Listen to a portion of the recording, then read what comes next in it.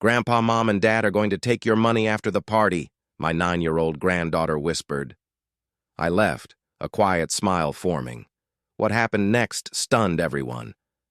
Grandpa, they're going to take your house tonight, she murmured, and her words struck me like a harsh wave against jagged rocks, shattering the peace I'd cultivated for years.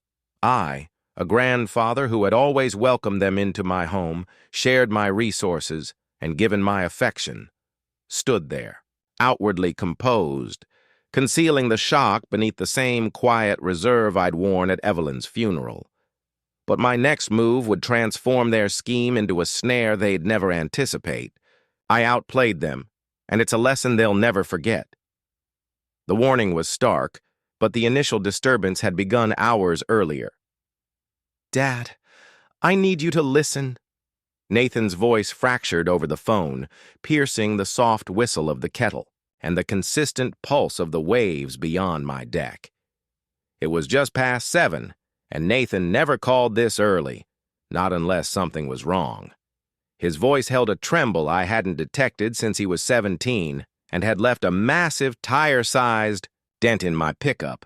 What's happening, son? I inquired, leaning back in my kitchen chair, observing the steam curl from my mug as the sunlight painted the oak table with long, bright rectangles. Clara and I were discussing things.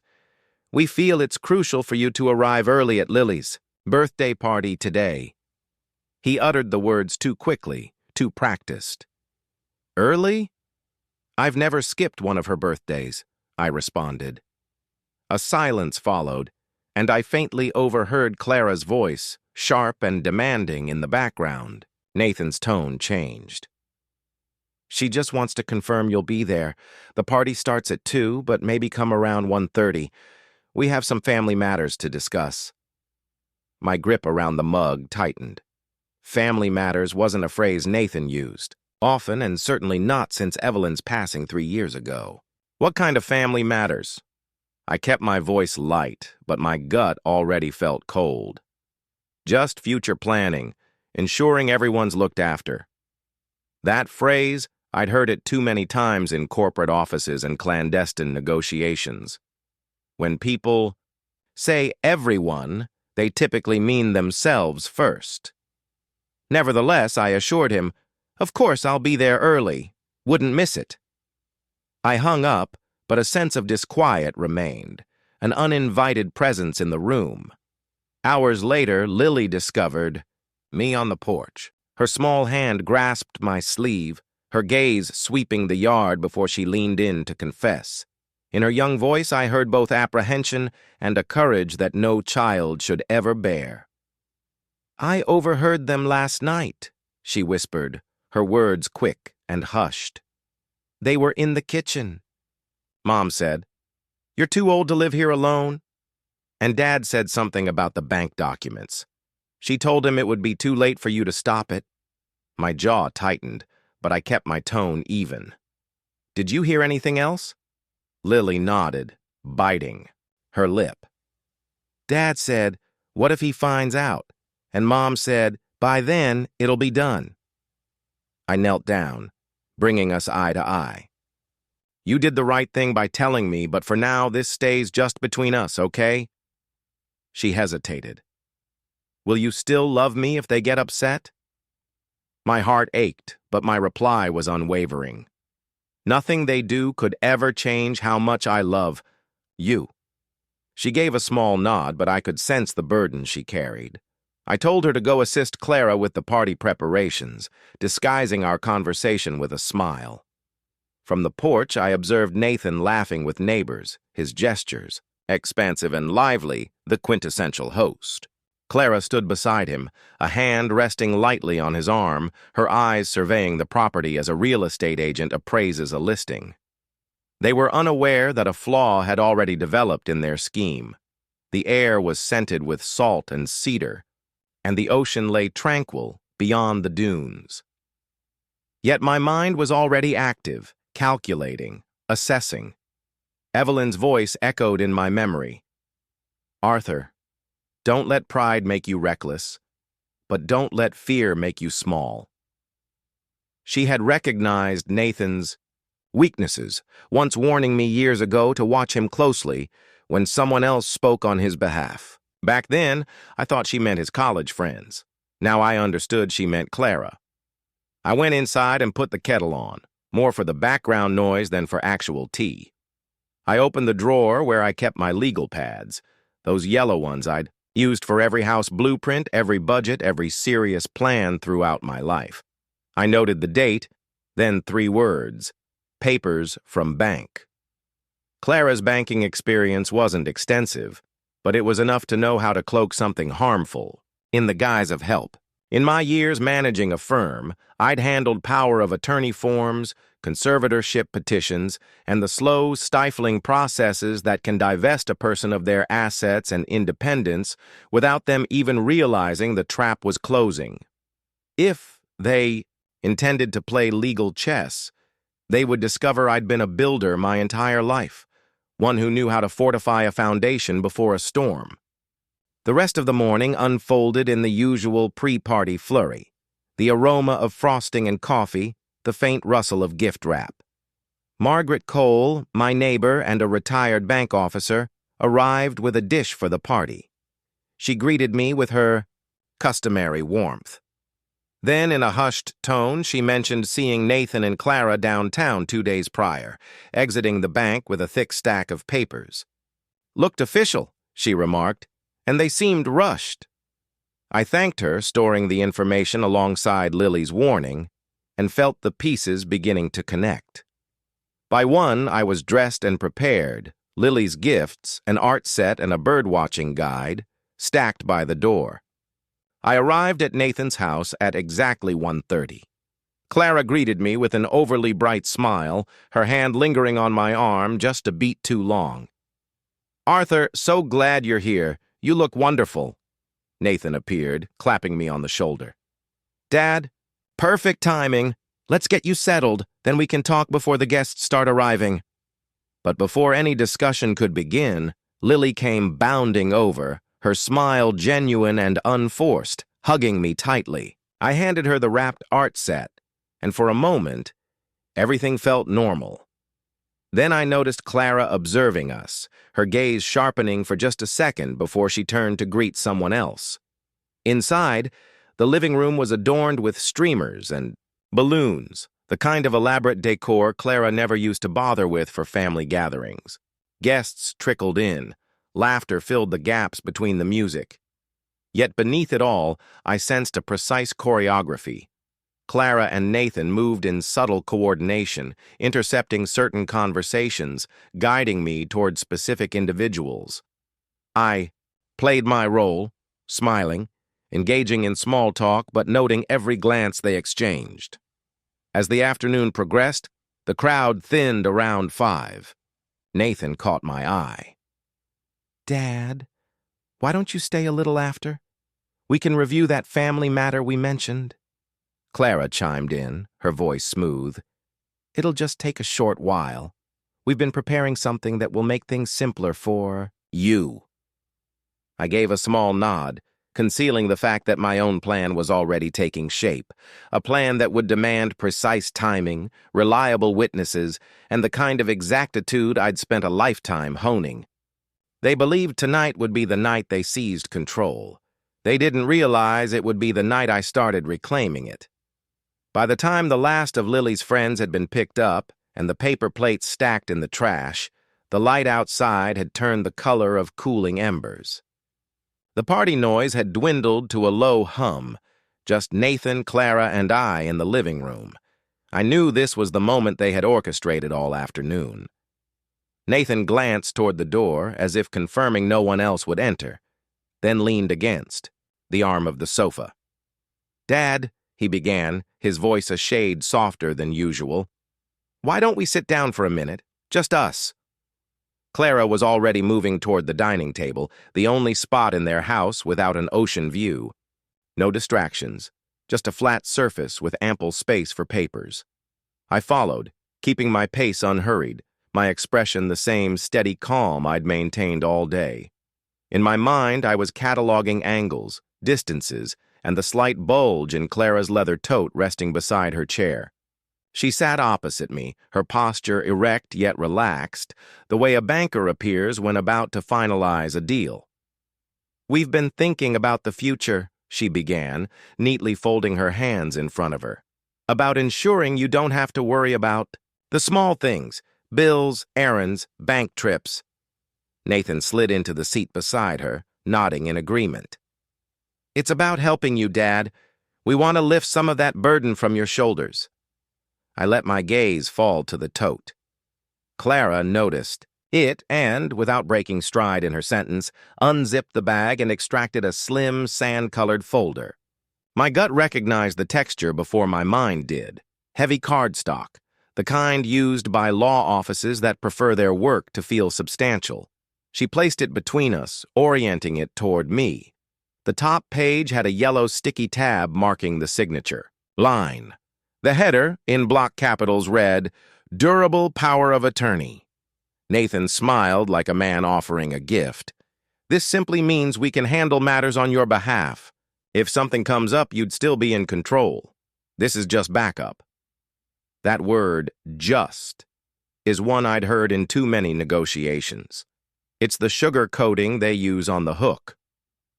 Clara reached into the folder again and pulled out a second document. This one, with a title that made my chest tighten, was "Transfer on Death Deed." "It's a precaution," she said lightly, as if we were discussing buying an extra umbrella. "If anything happens, the property goes directly to the family without probate. It's seamless. You'd still live here as long as you want." My fingers rested on the paper's edge, tracing the watermark without looking down. "And you filled these out already?" "Just the basics," Clara replied. "Names, addresses. All that's missing is your signature and a notary stamp. We can get the stamp in the morning," Nathan interjected, his tone too quick. "It's better to do it now, Dad. Tomorrow's Saturday. Banks are open for half a day. We can get it all done and be finished." I studied his face. The eagerness there wasn't about assisting me. It was about securing something before the weekend ended.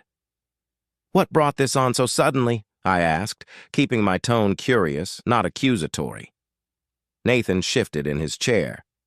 "We've been discussing it for months," he said, glancing at Clara. "With the storms last winter, the repairs, you have a lot to manage here. We just think it's time." Clara leaned in, lowering her voice as if confiding in me. "We saw what happened to Mrs. Ellison down the street when she had that fall. No paperwork, and her kids had to fight the bank for access to pay her bills. We don't want that for you." It was a good story, plausible and sympathetic. But I'd been in the neighborhood long enough to know Mrs. Ellison's fall was 3 steps off her porch onto her own lawyer's driveway. She'd handled her affairs perfectly well. "I appreciate your concern," I said, meaning it in the narrowest possible way. Clara slid a pen across the table, the kind that leaves thick, confident ink. "If we do this now, we can avoid headaches later." Out of the corner of my eye, I saw movement in the hallway, Lily peeking in, her hand gripping the doorframe. Our eyes met for a fraction of a second, and I gave the smallest nod.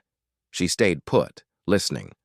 I picked up the pen, rolling it between my fingers. "You've already spoken to someone at the bank?" Nathan nodded. "We've got the account set up for joint access once this is signed. Makes it easier for us to pay things on your behalf." That was the giveaway. Joint access was the first step to merging funds, and merging funds was the first step to draining them. "And the house?" I asked. Clara didn't flinch. "The deed would. Just make it simpler to transition things if needed. You'd be listed as the life tenant. You keep living there until—" She trailed off just long enough for the silence to imply what she wouldn't. "Until you decide otherwise," Nathan finished, too quickly. The rhythm of their pitch was accelerating. They wanted me to move from question to signature without enough time to think, which told me they were worried I might think. I set the pen down. "I don't sign anything without reading every line." Clara smiled, but it was the kind that didn't reach her eyes. Of course. Take your time. She pushed the folder a few inches closer. I opened it, scanning the text slowly. It was all there. The sweeping language about acting in my best interest, the clauses that permitted property sales without my explicit approval for transactions under a certain amount, and in the deed, the subtle clause that allowed them to A. refinance to preserve value without my consent. This is thorough, I commented. We wanted to cover all bases, Nathan replied. We're just looking out for you. I closed the folder gently. Then you won't mind if I have my attorney review it? Nathan stiffened. That's not necessary. We already had someone review it. Then it should stand up to a second opinion, I said evenly. Nathan's jaw shifted just enough to reveal the first crack in his confidence. Dad, we're trying to help. And I'm trying to make sure we all sleep well tonight, I countered. The atmosphere in the room had changed. Clara reached for the pen again, but I slid it back toward her. Tomorrow, I stated, 10 a.m. with witnesses. For a moment, no one spoke. Then Clara leaned back, feigning ease. All right, tomorrow. Nathan forced a smile, but his eyes were elsewhere, calculating what this delay might cost him. I stood, letting the chair legs scrape just enough to signify the end of the conversation. I'll see myself out, I said, and walked toward the door. As I passed the hallway, better than they imagine, I murmured back. Outside, the evening air again smelled of salt and cedar, but now it carried the weight of what had been set in motion. They thought they'd almost triumphed. They didn't realize. They'd just provided me with every piece I needed to dismantle their plan on my terms. I left Nathan's house with the folder's weight still in my hands, light as paper, heavy as their intent. The road home ran along the dark edge where the ocean guards its secrets. By the time my porch light came into view, the night had settled. Into that particular calm our coast knows. Not silence, but a low, steady breath that makes a man hear his own steps. I unlocked the door, placed the folder on the oak table, and switched on the kitchen lamp. The cone of warm light made the papers appear ordinary again, as if a signature could ever be ordinary. There are nights when you sleep, and there are nights when you build. Tonight, I built. I pulled a yellow legal pad from the drawer, wrote the time at the top, 8:41 p.m., and began a list with the composure of a man measuring rafters. 1. Witnesses. 2. Counsel. 3. Proof of pattern. 4. Layout of the room. 5. My voice. I don't raise it. I use it. I took my phone and typed slowly, ensuring no errors. To Margaret. Need you here tomorrow at 10 a.m. with your niece, the notary. It's a delicate matter. Please reply yes if you can. To Sam Whitaker. Sam, urgent. POA and deed shoved at me tonight. Need your eyes and your presence. 10 a.m. tomorrow at my place. I'll have coffee. Bring your calm. The screen glowed in my palm as the messages flew out. Within a minute, Margaret's 3 dots pulsed, then her answer. Yes, we'll be there. No questions. Sam took longer. He always did, not because he was slow, but because he read twice before sending once. I'll be there. Do not sign a thing. Bring nothing to them. Let them bring it to you, he wrote. My mouth tightened into what might have passed for a smile on a younger man. I set the phone beside the folder and opened the front flap. Durable. Power of attorney. Transfer on death deed. A third sheet I hadn't noticed at the table slipped forward. A third-party authorization for my insurer granting full policy inquiry and modification access. Clara had even considered the utilities, things I only remember during a storm. Good. The more elaborate the trap they constructed, the cleaner it would appear when it sprang back. Pacing is crucial when dealing with people who seek to rush you. So I deliberately slowed the atmosphere. I brewed a fresh pot of coffee I wouldn't finish. I rinsed the same mug twice. I moved through the house, doing what I always do to steady myself. I listened to how the wood was holding. No complaints. This home still welcomed me within its walls. I retrieved the old metal lockbox from the office closet, placed it on the table, and turned the key. Inside was the ledger I'd started the day I saw Clara with Nathan at the bank. Entries in dark ink stretching back a year. I reviewed the list of assistance I'd given my son. $200 for car repair, $3,850 for gym equipment back order, $2,100 for tuition bridge, $7,500 for quarterly taxes, $950 for a home insurance gap, $2,400 for an HVAC call, and so on. 74 line items with dates and notes, each one justified at the time by a reason that felt warmer than a contract. A pattern looks like love when you're caught within it. From a distance, with a yellow lamp and a legal pad, it looks like training. I laid the ledger open to the last page, slid a copy of last year's property tax receipts beside it, and placed the deed to the house on top. The paper faintly smelled of that old chalky tang only county records possess. Proof of pattern, check. I added a small, cheap, and discreet audio recorder to the pile, something I used for notes when consulting, when my hands were too dusty for a pen. I didn't need a secret recording to win. I needed it to remember. People recount the truth differently when they believe time is on their side. I wrote another line on the pad. Seat them across from the light. Me with my back to the window. Witnesses near the door. The layout matters.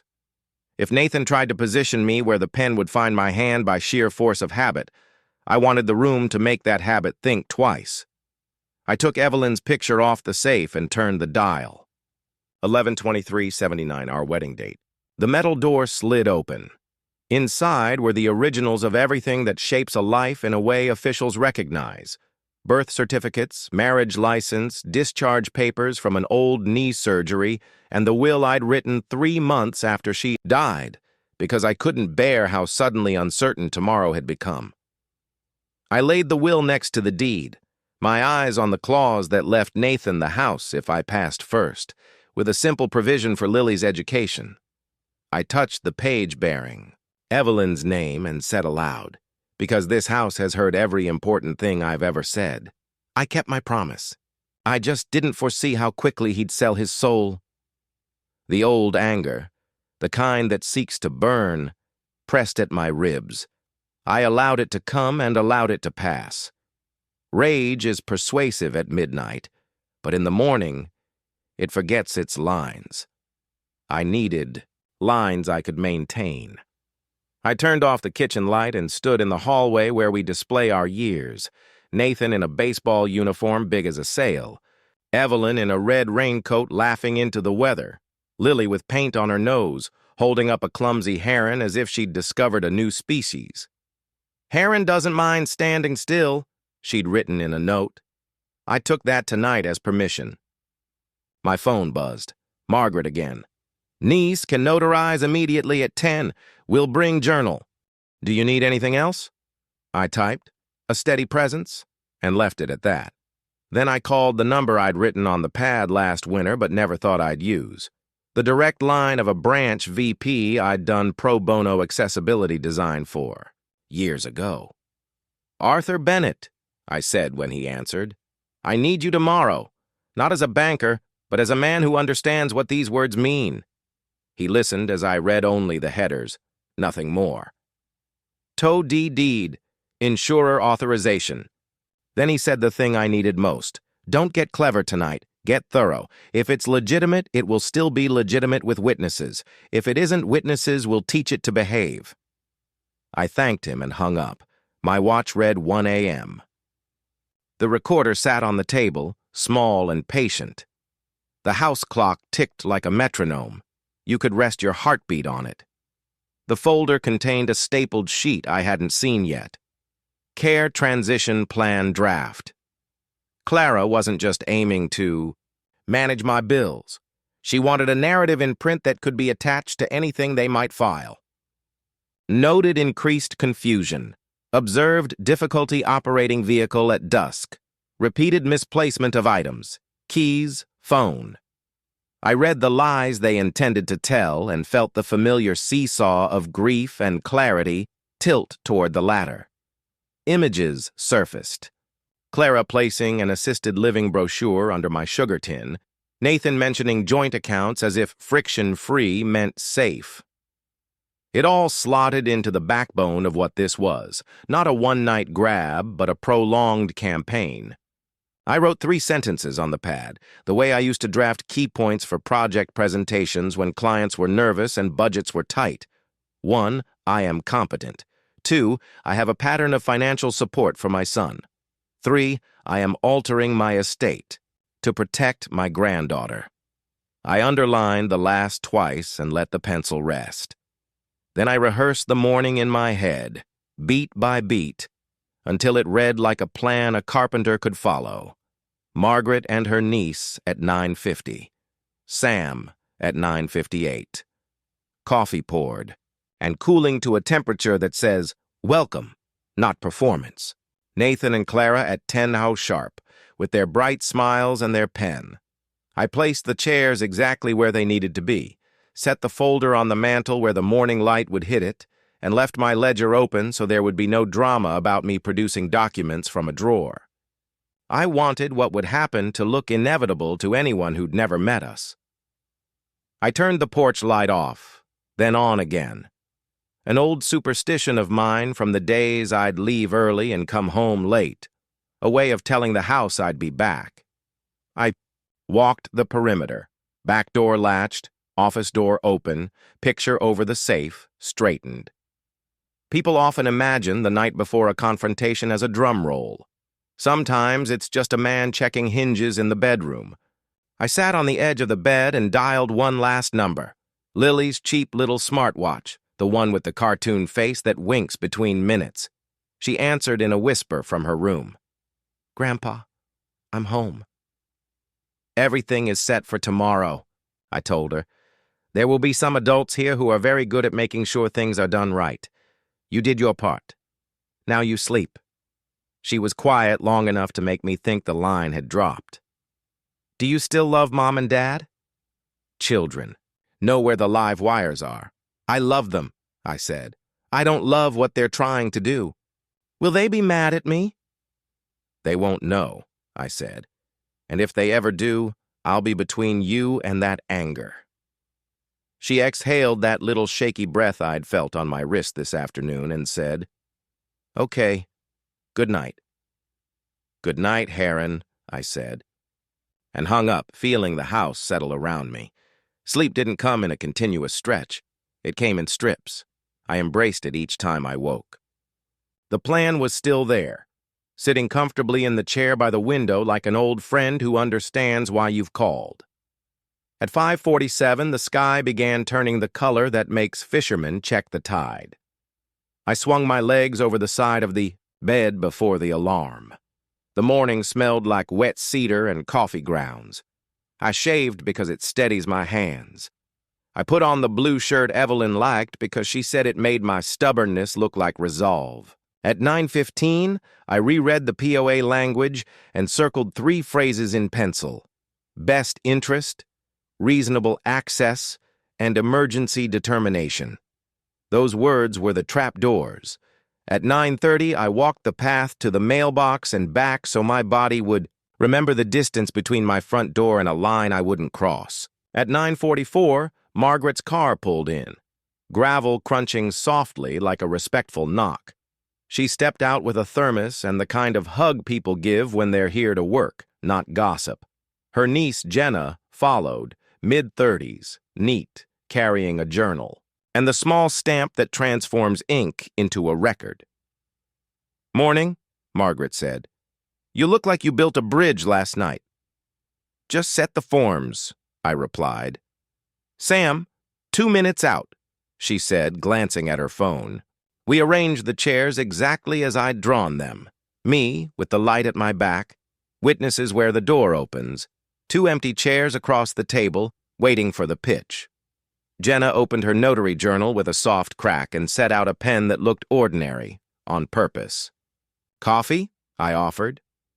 Strong, Margaret said. Always, Jenna added. At 9:58, Sam stepped in, raincoat half zipped, eyes already taking inventory. He shook my hand without small talk and scanned the folder from a respectful distance, the way a surgeon looks at an X-ray before asking how the patient feels. You'll let them lay it out, he said quietly, and you'll ask your one line. Which line? I asked, even though I knew the line that builds the record. Is there anything here that transfers control of my property without my express consent? And if they say no, then you hand them the phrase they forgot they wrote, he said, tapping the pencil circle on emergency determination. If they say yes, Jenna writes that sentence down by hand in her journal, and we all sign under it. Like it's Sunday. I breathed once through my nose. And if they had a doctor lined up for a competency screening? Sam's mouth formed a shape that wasn't a smile. I'll enjoy that part. The clock ticked to 10 sloughs. Control of pacing is a language in itself. I left the door open and let the house show them it had nothing to hide. A car door slammed, then another. Voices, the controlled cheerfulness of people who'd convinced themselves they were doing the right thing because they were calling it. Clara's perfume entered 2 seconds before she did. Nathan followed, his face set to pleasant, his eyes finding mine with manufactured warmth. He saw Sam first, then Margaret, then Jenna's journal, and I watched the math in his expression recalculate itself. Clara didn't falter. She smiled as if this was better than she'd hoped. Oh, she said, you invited help. You brought help, I said evenly, gesturing to the folder under her arm. I thought it was fair, Nathan. His gaze slid to Sam. We didn't think we'd need lawyers for family. I'm a friend, Sam said, and family is where people deserve the best paperwork. Clara sat, placed the folder down, squared it with the table edge, and met my eyes with a calm that was all intention. Shall we begin? She asked. Let's, I said, and rested my palm lightly on the oak, the house under my hand. The game they thought they were hosting had shifted. They just hadn't felt the floor tilt. Yet. Nathan sat down across from me, his palms, flat on the table, as if planting himself there would anchor the moment. Clara placed the folder between us like a gift she'd spent weeks wrapping, the edges neat, the clasp fastened. Jenna's pen rested in her hand, ready, and Margaret had adopted the stillness of someone who's already reading the room. Sam leaned back, his arms relaxed, but his gaze fixed, the kind of presence that says, I've been here before, and I know how this ends. When someone sets a stage for you, make sure you control the lighting. I reached forward, but not for the folder. I picked up my coffee, took a slow sip, and let the silence settle until it pressed against Clara's composure. She was the first to break it. Arthur, she began, her voice syrupy, this is truly about making things simpler for you. Nathan and I have been discussing how much you handle on your own. Bills, upkeep, decisions about the house. We just want to ensure you're not burdened. I nodded slightly, as though she had just commented on the weather. Consider it, I said, but I'm curious what that looks like in writing. Nathan opened the folder with the casualness of a man showing vacation photos, not legal documents. He slid the top sheet toward me. This is a power of attorney durable, so it stays in effect. If, God forbid, you ever can't make decisions yourself, it just means I can step in and handle things. Handle things? I repeated, glancing at Sam. His eyes flicked once to Jenna, who lowered her pen to the journal without writing. Clara leaned forward. It's standard, Arthur. You'd still have full control over everything while you're well. This is just insurance. Insurance? I said softly. I let my finger rest on the heading. Durable power of attorney. Is there anything in here, I asked, that transfers control of my property without my express consent? Nathan hesitated for a fraction of a second, but in a room where everyone is waiting for that beat, it's enough. "No," he said, too quickly. Sam reached across, flipped the second page without looking at me. "Then explain this," he said, tapping. The paragraph I'd circled last night. Emergency determination. That clause lets you act immediately if you believe there's an emergency, even if Arthur hasn't agreed. That's not insurance, that's access. Clara's mouth tightened, the first crack in her smile. "It's precautionary." "If he fell ill, we'd call an ambulance," I said, cutting in. "Not a bank. The pacing in moments like this is a kind of tide. You let it roll in, then pull it back. Sharp." I picked up the next document.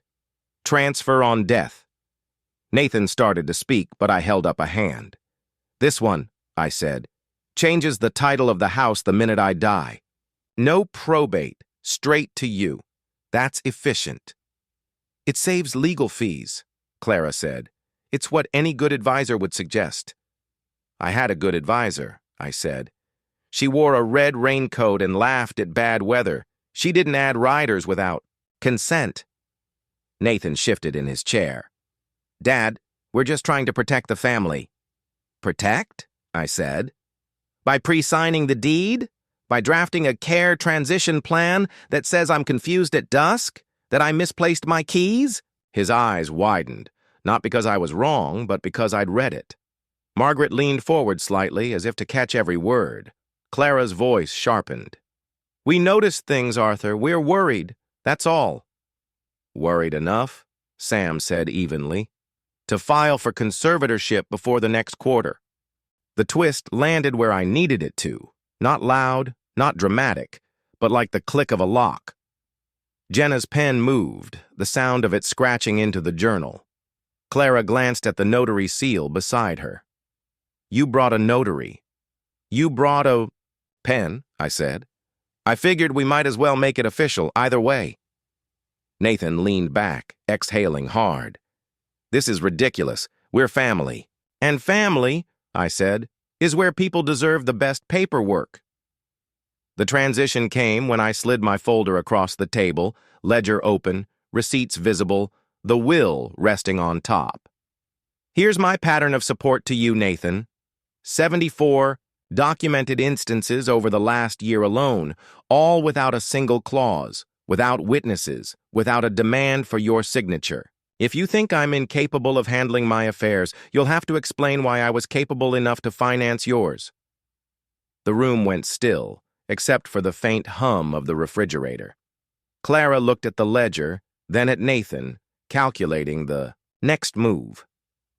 "We just don't want you to be taken advantage of," she said finally. "Too late," I replied. "That's been happening for a while. The difference is, now we have witnesses."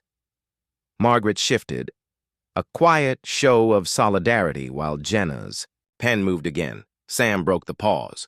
"Arthur, do you consent to signing any of these documents today?" "No," I said. "Do you wish to make any statement about your capacity to manage your affairs?" "Yes. I am competent. I have a documented history of financial support for my son, and I am altering my estate to protect my granddaughter." Jenna wrote each sentence precisely, then turned the journal for me to sign my name. Pen and ink felt like setting the last stone in a foundation. Nathan's voice dropped low, but in the quiet, everyone heard it. "You're making a mistake, Dad." "Maybe," I said, "but it'll be mine to make." The pacing eased as I stood gathering my folder. "We're done here." Clara rose, her perfume now too sweet, and met my eyes. "You'll regret this." "Not as much as you will," I said, letting the words land without raising my voice. As they walked out, Nathan didn't look back. Clara did once, and what she saw was a table with nothing left on it but a coffee cup, cooling in the light. The door shut, and the house seemed to exhale. I thanked Margaret, Jenna, and Sam. "You didn't need us," Sam said, "but you were smart enough to want us here." Jenna packed her stamp. Margaret squeezed my shoulder. By the time their cars pulled away, the only sound left was the ocean's steady breath. I stood in the hallway where we hung our years and looked at Lily's heron drawing again. Heron doesn't mind standing still. Sometimes, standing still is just the pause before the next step. That step was coming. The house was quiet again, but it wasn't the same kind of quiet it had been the night before. Last night, it had been anticipation, like the air before a storm. Now it was aftermath, heavy, deliberate, the kind of silence that follows when something has shifted just enough that it can't shift back. I stood in the kitchen, fingers on the edge of the oak table, feeling the faint ridges worn into the grain from decades of coffee mugs and Sunday crosswords.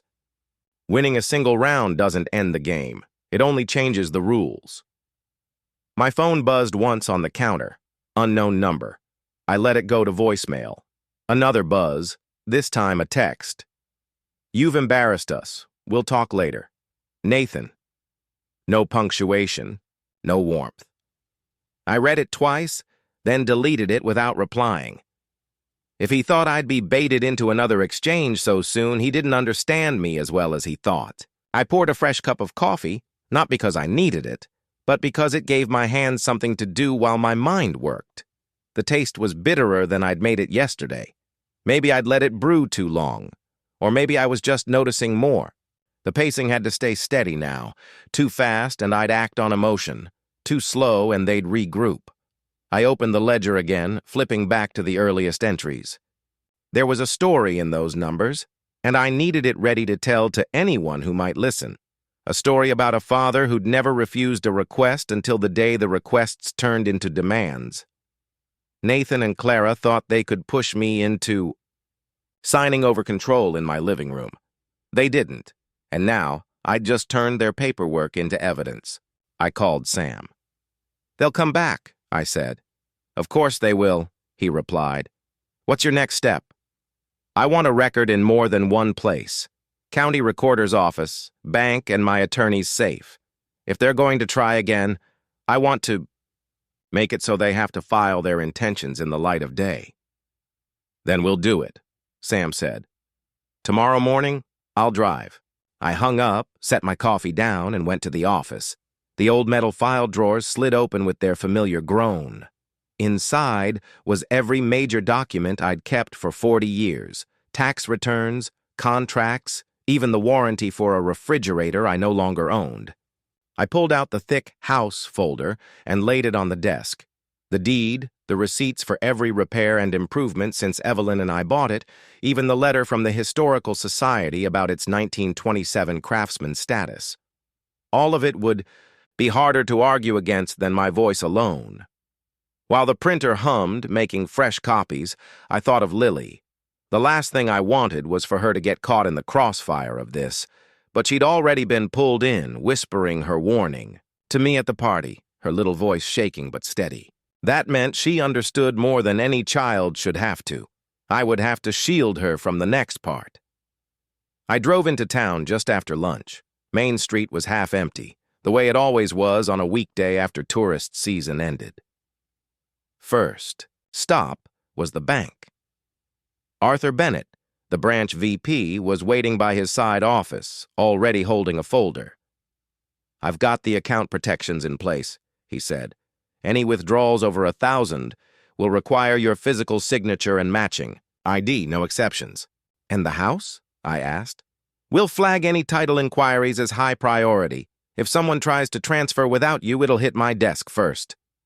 We sat down and went through the POA Nathan had brought, and Arthur pointed out 3 more clauses that could have been twisted into immediate access. "They probably didn't expect you to read this closely," he said. "They expected me to trust them," I replied, "and that's on me." The next stop was the county recorder's office. The woman behind the counter recognized me from the accessibility project I'd volunteered on years back. "Arthur," she said, "what brings you here?" "Need to make sure my title stays exactly where it is," I told her. She nodded, pulled up the records, and set a monitoring flag so I'd get an alert for any activity. You'd be surprised how often family tries to streamline things, she said quietly. I wouldn't, I said, and she gave me a look that indicated she understood more than she was saying. The transition back home came in the form of rain. Light, at first, then harder, drumming against the roof like a metronome for my thoughts. I sat at the kitchen table, the same spot they tried to corner me in, and made a new list, not just of protections, but of actions. 1. Secure finances. 2. Protect the deed. 3. Adjust the will. 4. Make my intentions clear to the right people. That last one mattered most. I called my attorney, a man named Fletcher, who had drawn up my will after Evelyn died. I want to update it, I told him, and I want a clause that makes any attempt to challenge it grounds for disinheritance. That's enforceable, he said. And, you're sure you want it? I'm sure, I said. And I want a trust for Lily, ironclad, unreachable by her parents until she's of age. Fletcher didn't ask for details. He knew better than to dig where the client was already certain. We set an appointment for Friday morning. That gave me 2 days to gather every piece of proof and make it airtight. Evening came early under the rain clouds. I made a simple dinner, roast chicken, green beans, the kind of meal Evelyn used to make when we needed something steady.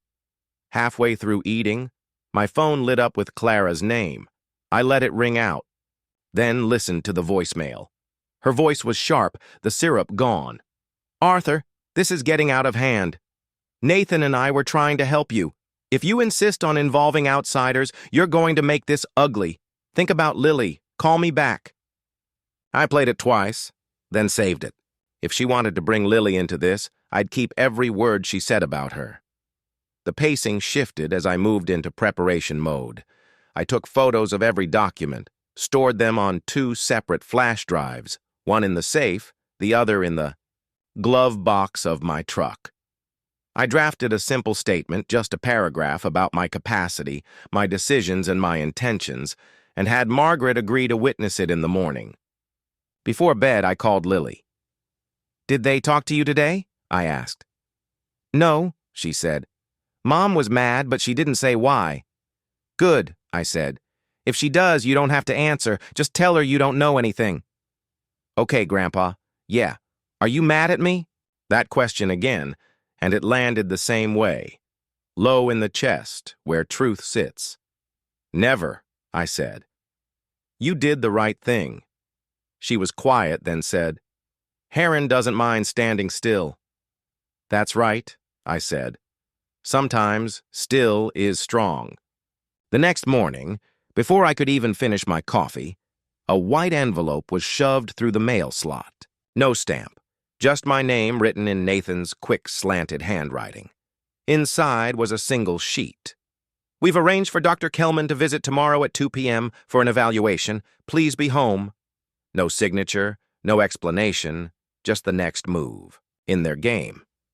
I read it once, then set it down beside my coffee. They wanted a competency exam on their terms with their doctor. Fine. I'd been expecting that. I dialed Fletcher. Change of plan, I told him. Can you be here tomorrow at 1:30 and bring someone who can run a legitimate capacity assessment? Someone they can't accuse of bias. He chuckled. Already have the name. I'll call her today. The rain eased by afternoon, and I walked the perimeter of the house again. The back gate latch was loose, so I fixed it. The front steps needed sweeping, so I did that too. Not because it mattered to the plan, but because it mattered to me. This was still my home, and I intended to keep it that way. By evening, I felt the shape of what was coming. They'd arrive with their doctor, expecting to steer the conversation toward confusion and frailty. They'd find a room arranged for truth, witnesses in place, and a man who'd already decided the outcome. The game was still on, only now it was on my board. The morning they chose to test my mind broke colder than it should have for late September, the kind of cold that makes the air taste metallic when you step outside. If someone invites a storm to your doorstep, You decide where the lightning hits. I stood at the kitchen counter, watching the steam rise from my coffee. Not because I needed the warmth, but because the mug felt steady in my hands. Steadiness was the thing they were coming to question. Today, at 8 now a.m., Fletcher called. "Arthur, I've confirmed Dr. Harrington for this afternoon. Board certified in geriatric medicine, published on capacity evaluations, and allergic to cutting. Corners. She'll be there at 1:30. "Good," I said. "They're expecting Dr. Kelman." Fletcher let a small smile enter his voice. "Then they'll be pleasantly disappointed." The pacing had to be deliberate today. No rushing, no last-minute adjustments that looked like scrambling. Every move needed to feel inevitable, like I'd been ready for this all along. I set the oak table again, same placement as before, my chair with the light at my back, 2 empty. Chairs across, witnesses near the door. Margaret and Jenna would be here by 1:15, Sam by 1:20. The folder of documents sat closed in the center, not to be touched until I decided. At 10 so, I walked the perimeter of the property one more time. The cedar smelled sharper in the cold, and the gravel path under my boots sounded louder than usual. I checked the mailbox, knowing nothing important would be there, but the small act of opening and closing it made me think of all the years Evelyn had done the same. This house wasn't just mine. It was the record of a life built in lines, and I wasn't about to let anyone redraw it without my hand on the pencil. My phone lit up. Clara. I answered this time. "Arthur," she said, her voice bright in a way that meant it wasn't real. "Just wanted to make sure you remember Dr. Kelman is coming at 2. "I remember you arranged that," I said, "and I've arranged something else." Silence. "Then what does that mean?" "It means the evaluation will be thorough, documented, and witnessed for everyone's protection." Her tone sharpened. "You don't trust us." "I trust the process," I said, and ended the call. I could almost feel her pressing the phone to her ear. Afterward, trying to decide if she'd miscalculated. At 1:15, Margaret's car pulled up. She stepped inside with her steady presence, setting her thermos down on the sideboard. Jenna followed, journal in hand, her expression as unreadable as a locked drawer. "Are we ready?" Margaret asked. "Ready," I said. At 1:20, Sam arrived, coat collar turned up against the wind. He scanned the room, nodded once. "Layout's perfect," he said. "Let them bring the weather. They'll find the grounds already dry." The transition into the moment came with the sound of tires on gravel. At 1:58, 2 car doors, then voices. Clara's heels struck the porch first, Nathan behind her, and between them, a man I assumed was Dr. Kelman. Tall, mid-50s, carrying a leather briefcase and an expression that indicated he'd already determined the conclusion.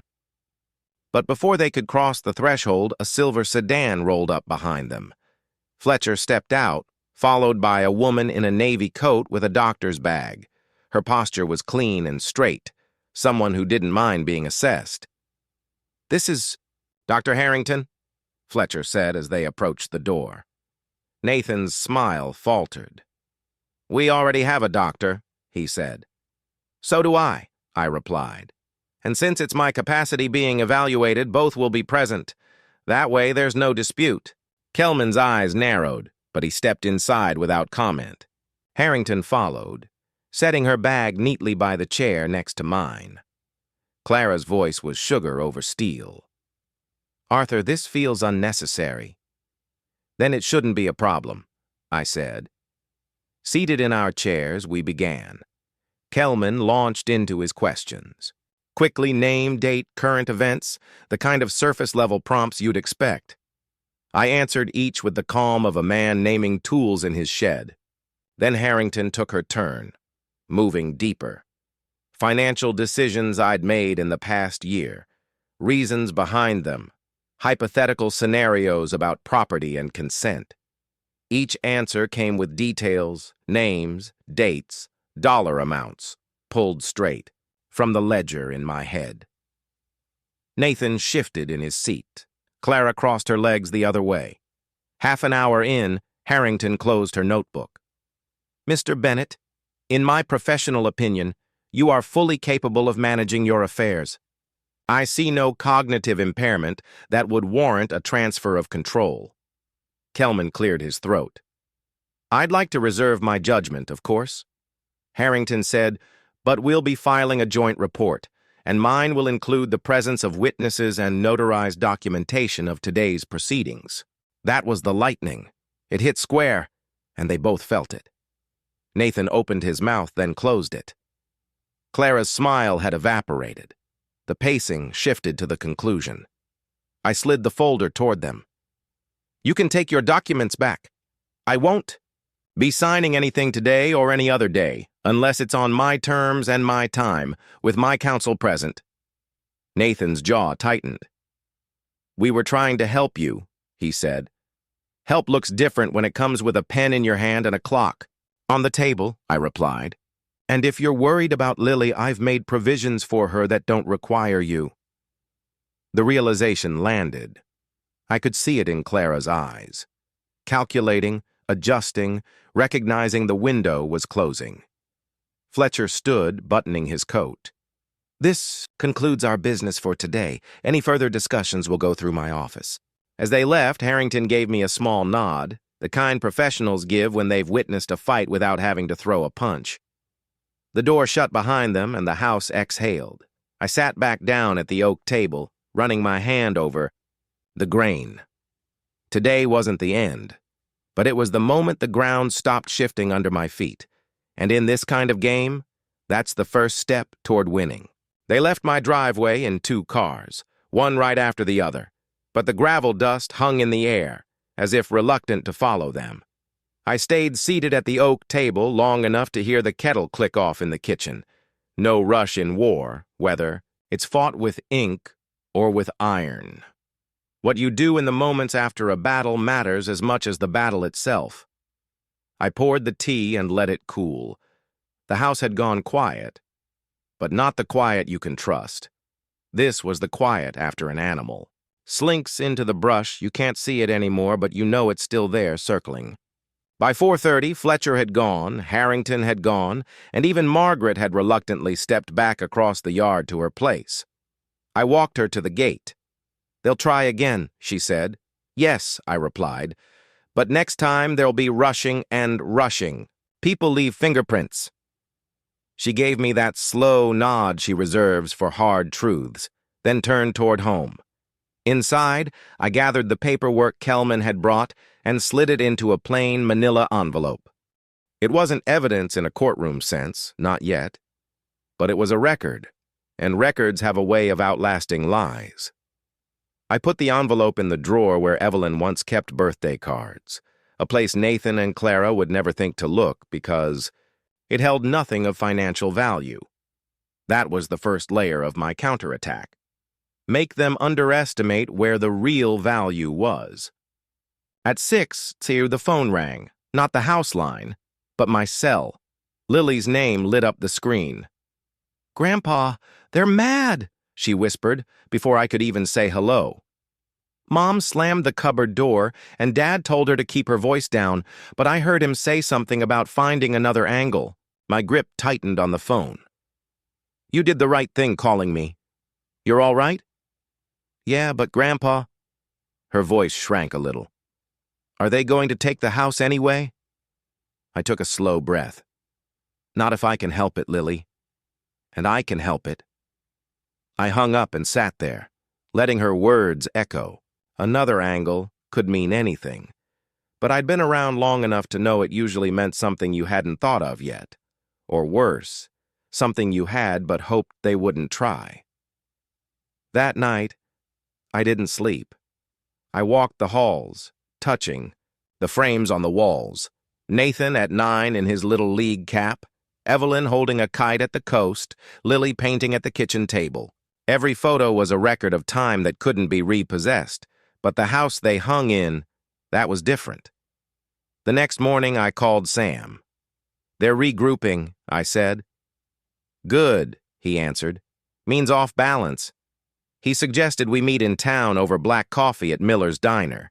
We laid it out. I'd need to shore up the property lines, literally and legally, before any fresh move from their side. Boundary survey, Sam said. Get it filed. If they try to claim any confusion about what is yours, the county records will shut that down before it starts. By noon, I was at the surveyor's office. Rick met me, shook my hand, and said he could have the work done by Friday. You expecting trouble? He asked. Just making sure the foundation's level, I replied, and he chuckled. But I wasn't joking. I was locking the side door when headlights swept across the wall. Not Nathan's truck, too low. Clara's SUV. She didn't knock. She came around back, heels clicking on the stone path. Arthur, she said, her voice sweet as a spoonful of syrup hiding the taste of medicine. We should talk without all the extras. No lawyers, no witnesses. I leaned against the door frame. If you think that will make me more agreeable, you've misread me. She stepped closer. You've put yourself in a corner. We could have handled this quietly, but now... She stopped herself, glancing toward the fence where the neighbor's light had just flicked on. What now? I asked. She straightened. Now you can either sign a voluntary transfer of interest or watch Nathan go through probate while you're still alive. My jaw tightened. You've been doing your homework, but so have I. I opened the door just enough for her to see the manila envelope sitting on the counter. Every word, every signature you've tried to push on me, logged, and if I ever have to, that goes to the sheriff before sundown. Her eyes narrowed. You wouldn't. I smiled faintly. You don't know me as well as you think. She left without another word, but her heels struck the stones harder than before. That was the sound of someone walking away with less than they came for. Over the next 2 days, I moved quietly.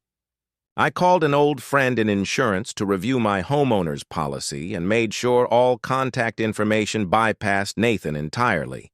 I updated my will to make Lily's trust airtight, with Marlene as co-trustee.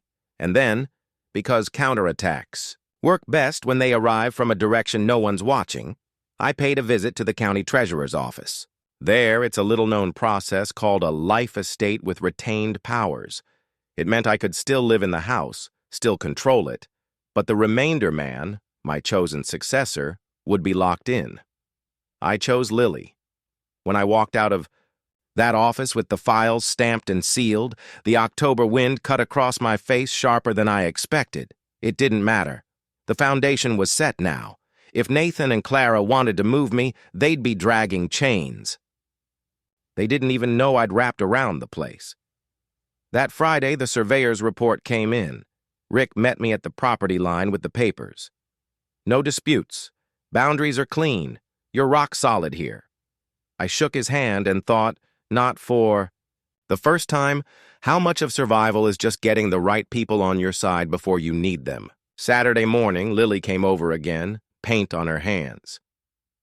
I drew something, she said, handing me a sheet. It was our house again, but this time the fence was taller. The gate closed, and she'd drawn herself inside, waving, with her careful block letters, safe. I tacked it to the corkboard by the kitchen door. That's exactly right, I told her. Because now it was. Nathan's voice was already different when they came back 2 days later. Shorter words, clipped edges, the tone of a man who'd stopped pretending this was still a family conversation. Clara didn't waste the sweetness this time. She came in first, heels striking the kitchen tile like she owned the rhythm of the house. Margaret and Sam were already seated, as agreed, a silent wall of witnesses, and Jenna sat in the corner, notary journal closed but ready. I had left the manila folder right where it had been, on the mantel in plain view. Let them see I wasn't hiding anything. The truth doesn't need to be hidden. They didn't sit. Nathan paced behind Clara like an impatient prosecutor. Clara kept, both palms on the back of a chair as if she were addressing a jury. Arthur, she began, her voice low. We've tried to make this easy. I let my eyes rest on her, but said nothing. She looked to Nathan, and that's when I felt the shift in the air. He stepped forward, hands in his pockets, gaze hard. "We didn't want to do this," he said. "We were hoping you'd see reason, but it's about Lily." Her name hit harder than I expected. A tightness gripped my chest, not the kind that sends you reaching for medicine, but the kind that locks your breath in place. I kept my expression neutral, but inside something coiled. Clara's eyes sharpened. She thought she'd found the weak seam. "If you don't sign the transfer and the power of attorney," she said, "there won't be money for her tuition next term. You know how expensive it is. We can't carry that ourselves without freeing up your assets." Margaret stiffened beside me, but I didn't move. I let the words sink in, testing them the way you test a beam for cracks. Clara didn't stop there. "And we can't have her in the middle of this tension. It's not healthy. So until things are sorted, we think—" "You shouldn't see her," Nathan added quickly. "It's temporary. But if you keep fighting, it might have to be permanent." I let silence do its work. Inside, a reel of Lily unspooled. Her in the backyard just last month, sleeves pushed up, dabbing green paint onto a heron's wing, her voice explaining how the heron doesn't mind standing still, the way she looked up at me then, as if I was the only one who would understand what she meant. Now they were using that same child as a poker chip. Part of me wanted to cave, sign whatever they wanted if it meant I'd see her this weekend, hear her chatter about colors and brush strokes. But another part, the one forged in harder years, knew that giving in now would just teach them the tactic worked. Next time, they'd push further. "You're saying," I said evenly, "that if I don't sign away my home and my rights, I won't see my granddaughter?" Nathan didn't flinch. "We're saying Lily's well-being comes first." "Then why," I asked, "does this sound like ransom instead of care?" Clara leaned in slightly. "You can be part of what's best for her, Arthur, if you trust us to handle things." Sam's fingers tapped once on the table, a sound only I seemed to notice, our agreed signal for keep steady. I thought of the last time Lily was here. The paint. On her hands, the way she'd laughed when the wind nearly carried her sketchbook across the yard. Her eyes clear, unguarded. Looked at me like I was still the person who could make her world safe. If I folded now, I'd keep her for a weekend, maybe 2. But long-term, I'd be signing away the very ground under her feet. "You know," I said, "Lily told me she wanted to bring her art project over. A heron, I think." Clara's smile thinned. "She can still show you, just not until this is settled." The fridge hummed in the background. Jenna shifted her pen in her hand. "That," I said, "isn't love. That's leverage." Nathan's jaw tightened. "Call it what you want." I stood, slow enough that the chair's legs scraped softly over the oak floor. "I want you to say it again," I told him. "The part where I won't see Lily if I don't sign." He hesitated. Clara cut in. "You heard us." "I did," I said, nodding toward Jenna. "And so did our witness, who will note it down before the day is over." Clara's eyes flickered just a fraction, but enough to tell me the move had landed. "Dad," Nathan said, "don't make this harder than it has to be." "I'm not making it harder," I replied. "I'm making it clear." I reached for the folder on the mantel, placed it in the center of the table. "You can take this," I said, "but I'm not signing. Not today, not ever. Not when my granddaughter is part of the bargaining." Nathan's voice hardened. "Then you're the one keeping her from you, if that helps you sleep." I said, "Then hold on to it." The room felt heavy, the kind of air that comes before a storm. Margaret's knuckles were white around her thermos.